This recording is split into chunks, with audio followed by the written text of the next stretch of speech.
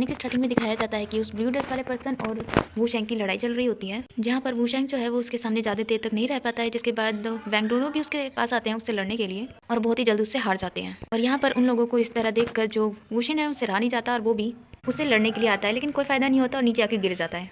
जिसके बाद वो ग्रीन ड्रेस वाला पर्सन शाओसी को देखता है और शाओसी के नीचे आने के बाद जो वो ग्रीन ड्रेस वाला पर्सन है वो वहाँ से चला जाता है, लेकिन जाते हुए वो वूशिन को कहता है कि जियोलोंग सेक्ट से लोग आने वाले हैं उसे बहुत ही जल्द पकड़ने के लिए, इसीलिए उसे जितनी कोशिश करनी है वो कर सकता है। और उस पर्सन के जाने के बाद जो वूजिन है वो शाओसी के पास आता है और शाओसी उसे बोलता है कि जब तुम्हें लड़ना नहीं आता है तो तुम इससे बीच में क्यों घुस जाती हो, तुम्हें पता है कितना ज़्यादा डेंजरस हो सकता है तुम्हारे लिए। लेकिन जो वूजिन है वो कहता है कि मैं बिल्कुल ठीक हूँ और वो सडनली ऐसे चला क्यों गया, जिस पर शाओसी कहता है कि मुझे क्या पता। एंड जो वूजिन है वो कहता है कि तुम बिल्कुल फोक्स जैसे हो, तुम्हें सारी चीज़ें पता होती हैं। जिस पर शाओसी भी वूजिन को कहता है कि उसने तुम्हें सिर्फ एक पंच मारा और तुम डर गए। जिसके बाद हमें इसी ब्लू ड्रेस ग्रीन ड्रेस वाले पर्सन का सीन दिखाया जाता है, जहाँ पे इसके जो लोग हैं वो बोल रहे होते हैं कि अचानक से आप वहाँ से आ क्यों गए। और ये पर्सन बता रहा होता है कि वूशिन के पास 32 सीक्रेट रक्षासन आर्ट्स हैं, उससे लड़ना इतना सिंपल नहीं है। जिसके बाद ये पर्सन जो है वो अपने सर्वेंट को बोलता है कि मुझे मजिस्ट्रेट से मिलना है अभी के अभी। जिसके बाद हमें वूशिन एंड वैंगरू को दिखाया जाता है जो कि आमने सामने खड़े होते हैं। और वूशिन जो है वो वैनरन से कहता है कि 12 साल हो चुके हैं आपको देखे हुए। एंड जो वैनरन है वो कहता है कि तुम यहाँ पर वापस क्यों आए हो, जिस पर वूशिन कहता है कि बहुत सारी चीज़ों के लिए। जिसके बाद जो वैनरन है वो वहीं बैठ जाता है और अपनी तलवार को वूशिन के आगे कर देता है और कहता है कि मुझे पता है कि तुम यहाँ पे क्यों आए हो, अगर तुम चाहे तो मुझे मार सकते हो। मैं बुड टेम्पल में रहता हूँ पर मैं मोंक नहीं हूँ, मैं बस फिक्र कर रहा था कि मैं तब क्या करूँगा जब तुम मेरी लाइफ को लेने आओगे, लेकिन अब मैं तुम्हें खुद ये हथियार दे रहा हूँ ताकि तुम मुझे मार सको। जिस पर वूशिन उसके पास जाता है और उस तलवार को पकड़ता है, लेकिन उसे याद आता है कि जब वो 5 साल का था और वैंग्यू ने जब उससे अडॉप्ट किया था तब वो इस टेम्पल में था। और जैसे ही वो वैनरन के पास आता है वो उसे कहता है कि किसी ने मेरे फादर को मारा, इसे मार डालो। लेकिन जो वैंग्यू है उसने बताया था कि किसी को मारना ज़्यादा इजी नहीं होता, लेकिन अगर हम उस इंसान को माफ़ कर सकें वो ज़्यादा बड़ी बात होती है। और जिस दिन तुम इंसान को माफ़ करना सीख जाओगे तुम बहुत बड़े हो जाओगे। और उसे याद करने के बाद जो वूशिन है वो वैनरन को नहीं मारता और कहता है कि मुझे वैंग्यू ने बताया था कि किसी का भी मारना बड़ी बात नहीं होती, इसीलिए डोंट वरी, मैं तुम्हें नहीं मारूंगा। जिस पर वैनरन बोलता है कि तुम यहाँ पर आए पर तुम मुझे मार नहीं रहे हो, क्या ये बाद में किसी बड़ी चीज़ के लिए है। लेकिन उसके लिए भी वूशिन मना करता है और बताता है कि वो यहाँ पे एक रिचुअल के लिए आया है। और जो वैनरन है वो समझ जाता है कि वो वैंग्यू की अंतिम संस्कार की रिचुअल की बात कर रहा है, इसीलिए वो यहाँ के सबसे बड़े मोंग जो है वो उनसे बात करता है ताकि वो जो वूशिन है वो यहाँ पर अपनी रिचुअल कंप्लीट कर सके। और ये गुरुजी भी इजाज़त दे देते हैं वूशिन को रिचुअल कंप्लीट करने के लिए। जिसके बाद जो वूशिन है वो वैनरन को कहता है कि मैं तुम्हारी काइंडनेस का रिपे ज़रूर करूँगा, 3 दिन बाद मैं यहाँ वापस आऊँगा रिचुअल को कंप्लीट करने के लिए। जिसके बाद वो उड़कर छत पे आ जाता है और वैनरन को कहता है कि रिचुअल कंप्लीट होने के बाद तुम यहाँ से चले जाना, 12 साल पहले जो तुमने किया था उस मिस्टेक को वापस से रिपीट मत करना। और ये बोलकर वो वहाँ से चला जाता है। इसके बाद हमें शाओसी और वूजिन को दिखाया जाता है और जो शाओसी है वो वूजिन को कहता है कि क्या तुमने रियलाइज़ किया वो यहाँ पे इतनी सारी बातें करके गया लेकिन उसने एक बार भी हमारी तरफ देखा नहीं और सीधा चला गया, और उसने हमें होस्टेज बनाया था फिर भी हम उसे फॉलो क्यों करें। जिस पर वूजिन भी कहता है कि तुम सही कह रहे हो, चलो वापस चलते हैं तैंगलाई के पास।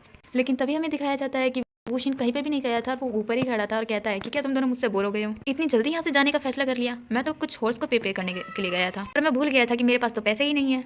जिसके बाद हमें रात का सीन दिखाया जाता है जो यहाँ पर कुछ पत्तियों को पका के खा रहे होते हैं और उसे खाने के बाद जो वूजिन है उसे तो काफ़ी अच्छा लगता है, लेकिन वो शाओसी को बिल्कुल अच्छा नहीं लगता। जिसके बाद जो वूजिन है वो वूशिन से पूछता है कि उसने कुकिंग कहाँ से सीखी, और जो वूशिन है वो बताता है कि वैंग्यू ने ही मुझे सिखाया था। और वो कहता है कि मैं अपने होम टाउन यूशाई किंगडम में ही हूँ और मैं बचपन से ही टेम्पल में बड़ा हुआ और ओल्ड वैंग्यू भी वहीं पर बड़े हुए थे और वो इतने ज़्यादा अच्छे थे कि वो सिर्फ 6 साल की उम्र में देफानी टेम्पल के द वेरिएबल पर्सन से लड़ सकते थे। जिसके बाद वो यूसाई से चले गए ट्रैवलिंग के लिए और जब वो 40 साल के हुए तो वो हॉन्सविन टेम्पल में थे।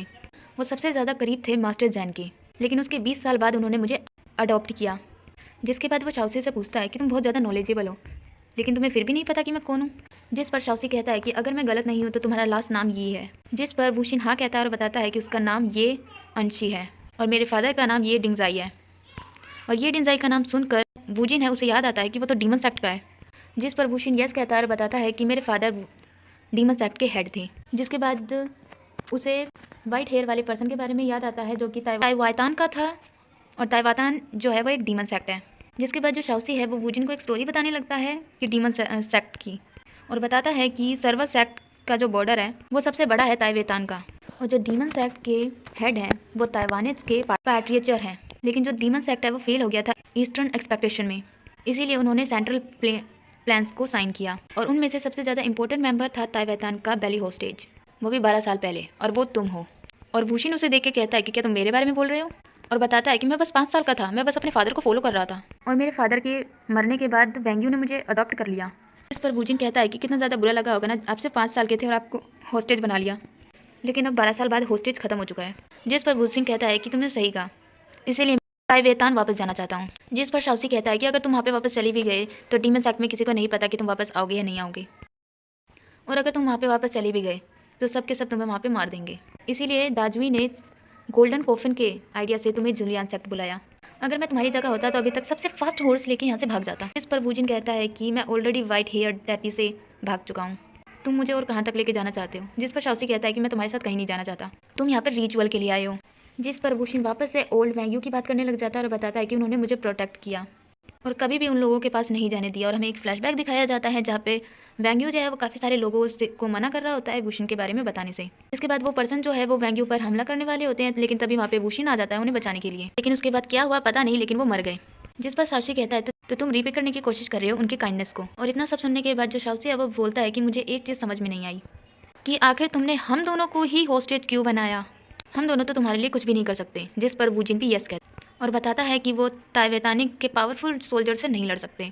जिस पर वूशिन वापस से कहता है कि मैंने बताया तो मेरे पास पैसे नहीं है, लेकिन इसकी इस बात पे शाओसी को बिल्कुल यकीन नहीं होता। और वूशिन अभी भी इनकी तारीफ कर रहा होता है कि तुम दोनों के कपड़े कितने ज़्यादा अच्छे हैं, महंगे हैं, और तुम दोनों शक्ल से ही रिच लगते हो। जिसके बाद जो वूशिन है वो एक जगह ऊपर चला जाता है और कहता है कि उसे ये पूरी दुनिया घूमनी है, उसे ग्रास को देखना है, लैंड्स को देखना है, उसे वाइल्ड एयर को छूना है, उसे ट्रैवल करना है ईस्ट की तरफ, वो भी शिप पर। वो क्लाउड्स तक जाना चाहता है, हमेशा भागना चाहता है, चलना चाहता है, बस घर वापस नहीं जाना चाहता। और उसकी ऐसी बातें सुनकर जो शाओसी है वो कहता है कि तुम्हारी बातें ऐसे लग रही है जैसे कोई फिल्म का हीरो। जिस पर वूशिन भी हाँ कहता है और कहता है कि मैं हीरो हूँ और बाकी सारी चीज़ें मैटर नहीं करती, और यहाँ पर मैटर करते हो तो तुम दोनों। तुम पूछ रहे थे ना कि मैंने तुम्हें चूज़ किया है, क्यों किया है, उसका एक रीज़न है। जिसके बाद वो बताता है कि मेरी एप्सियल्स आइज़ की ट्रिक ओल्ड वैंग्यू ने मुझे बताया था। ऐसे 2 पर्सन जो बहुत ही ज़्यादा काइंड होंगे, सिर्फ 2 ही होंगे, और वो दोनों तुम दोनों हो। इसके बाद वो एक फ्लैशबैक बताता है जहाँ पर उसने एप्सियल आइज़ का यूज़ किया था वूजिन पर उसके ऊपर इसका कोई भी असर नहीं हुआ। जिसके बाद उसने शाओसी से एक क्वेश्चन किया था कि मैं कहीं पर जाना चाहता हूँ, क्या तुम जाना चाहोगे, जिसका आंसर शाओसी ने नो में किया था।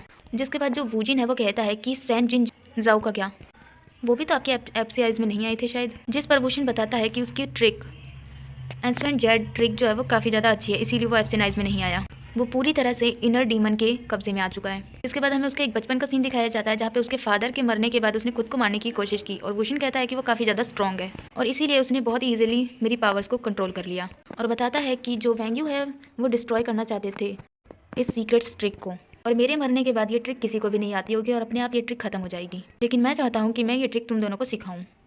जिस पर वूजिन तो बहुत ज़्यादा खुश हो जाता है। जिसके बाद वो यहाँ पर अपनी ट्रिक्स को करके दिखाता है और वूजिन को सिखाता है, और वो उन सभी ट्रिक को यूज़ करने का सही तरीका भी बताता है। जिसके बाद वो पूरी तरह उसे सिखाने के बाद उसे दिखाता है कि तुमने कितना सीखा, मुझे दिखाओ। एंड जो वूजिन है वो ट्राई करता है, लेकिन कोई फ़ायदा नहीं होता, उसका पैर फिसल जाता है, वो नीचे गिर जाता है। जिसके बाद वो शाओसी के पास आता है और कहता है कि अब तुम्हारी बारी, लेकिन जो शाओसी है वो कहता है कि तुमने रॉन्ग पर्सन को चूज़ किया है, कहीं और जाओ, ना ही मैं पानी के ऊपर खड़ा हो सकता हूँ और ना ही मेरे पास कोई ट्रिक है। जिस पर वूशिन कहता है कि तुम्हारा जो माइंड है वो स्टिल नहीं है, इसीलिए तुम काफ़ी सारे वेव्स को रीड कर रहे हो। जिस पर जो शाओसी है वो कहता है कि ट्रक्स हासा सेक्ट, कितना ज़्यादा फनी नेम है। जिस पर वूशिन कहता है कि अगर तुम्हें यह नाम पसंद नहीं है तो मैं तुम्हें दूसरा नाम दे देता हूँ, ये तो बुक में लिखा। लेकिन शाओसी कंटिन्यू उसे मना कर रहा होता है और बताता है कि मैं बहुत ज़्यादा रॉन्ग पर्सन हूँ, अगर तुम्हें किसी को टीच करना ही है तो एयरहेड को करो। जिस पर वूशिन कहता है कि मैं किसी रॉन्ग पर्सन को टीच नहीं कर रहा हूँ और मैं तुम्हें किसी भी तरह टीच करके रहूँगा, और रही बात टेक्नोलॉजी ऑफ एप्सन आइस की, वो तुम मेरे लिए ही रहने दो।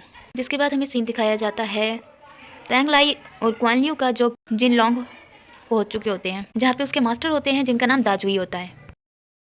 और तैंगलाई जो है वो उनसे सॉरी बोल रहा होता है क्योंकि उसने गोल्डन कॉफिन को खो दिया और उन्होंने जो बोला था वो नहीं कर पाया। जिस पर उसके मास्टर मना करते हैं कि उसे किसी भी तरह की सॉरी फील करने की ज़रूरत नहीं है। और मुझे न्यूज़ मिली है कि जो वूशिन है वो यूनसाई में है और मैं उसे पकड़ने जा रहा हूँ, तो तुम मुझे ज्वाइन कर सकते हो। जिस पर जो तैंगलाई है वो यस कर देता है और बताता है कि पिछली बार आपने जो वर्क दिया था वो मैं कंप्लीट नहीं कर पाया, पर इस बार मैं आपकी हेल्प जरूर करूंगा। तभी वहाँ पे एक पर्सन आता है जो उन्हें एक लेटर देता है और बताता है कि ये तैंगलाई के नाम से है। जिसके बाद हमें एक जगह का सीन दिखाया जाता है और उसकी छत पर एक लड़की जो है वो लड़कों के गेटअप में होती है, जो कि अपनी स्कॉट से वहाँ के पानी या धुआं जो भी है उसे कंट्रोल कर रही होती है। और नीचे ही एक और पर्सन बैठा होता है, वो उससे पूछती है कि आखिर वो यहाँ पर क्यों आया है। और हमें इस लड़की का नाम बताया जाता है ली होंगिए, जो कि सुनयान सिटी की है। उसके बाद हमें नीचे बैठे हुए पर्सन का भी नाम बताया जाता है बाइली दोंगजिन, जो कि सुनयान सिटी का ही है। और ये पर्सन जो है वो उस लड़की को वूशिंग और उसके सारे फ्रेंड्स के बारे में बता रहा होता है, यानी कि वूजिन, तैंगलाई, क्वान लियू, शाओसी और बाकी सब के बारे में। और बताता है कि जो तैंगलाई है वो अभी जिंगलोंग सिटी में है और उसे कॉफिन दिया गया था संभाल कर लाने के लिए, लेकिन उसने उस कॉफिन को खोल दिया जिसमें से वूशिन बाहर आ गया। और तैंगलाई के मास्टर जो है वो वैंग यू के भी फ्रेंड है जिन्होंने वूशिन को अडॉप्ट किया था। और बताता है कि अभी तक तैंगलाई के पास वो लेटर पहुंच चुका होगा और उसके साथ एक लड़की है जिसका नाम क्वान लियो है जो कि सिकलोंग की है और वो तैंगलाई को असिस्ट कर रही है। उन लोगों का पहले ही सामना हो चुका है वायर हेयर डैटी से यानी कि मो देसाई से, जिसने वूशिन को हासिल करने की कोशिश की पर कोई फ़ायदा नहीं हुआ।